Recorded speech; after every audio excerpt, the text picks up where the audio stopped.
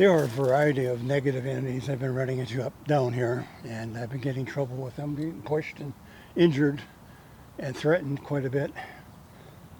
There's one that was real evidential, and I was glad to see there was evidence that other people around the world are experiencing the same thing with this entity for centuries. They call this the Old Hag. Old Hag. Does that signify that maybe there existed a long time ago a demonic witch that died and now is plaguing mankind in its nightmares? And people don't realize the aspect of how widespread this is, and how each of us through the centuries, I can't give you a number of how many people have been attacked and encountered this entity. But why are we all seeing a witch or old hag, old hag?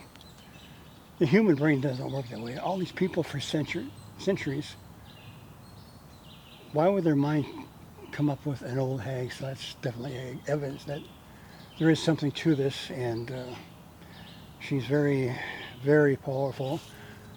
There was a time when a few times when my room, she's followed me home. I've had paranormal haunting issues from her at my apartment. One of the times I woke up, I was very paralyzed. I couldn't move at all.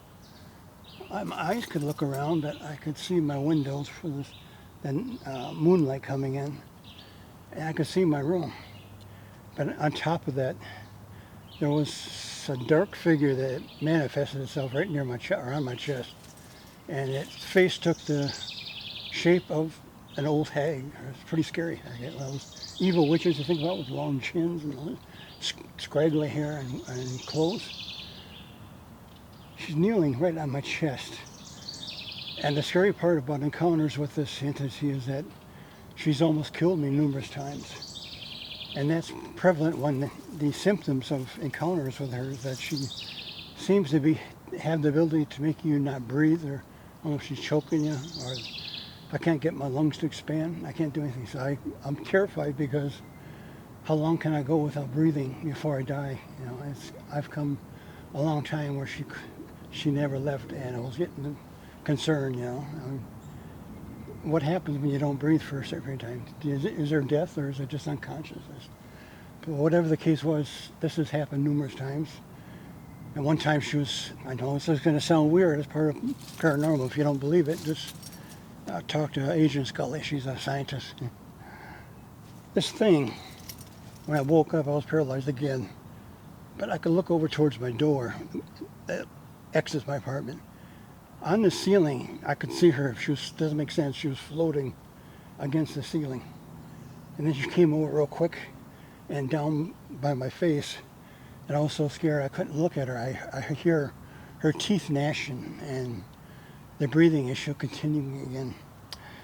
So this is one of the entities that's given me trouble at home, along with the Lakota shapeshifter. And I'm running into negative and even demonic type of encounters out here.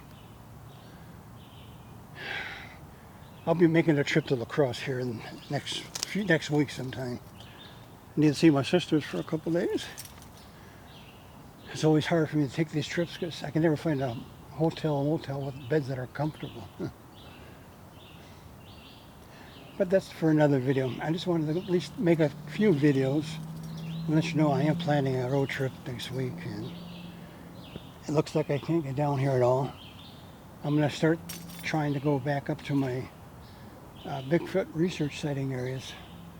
I haven't done that in years, and start documenting that. I was doing a short,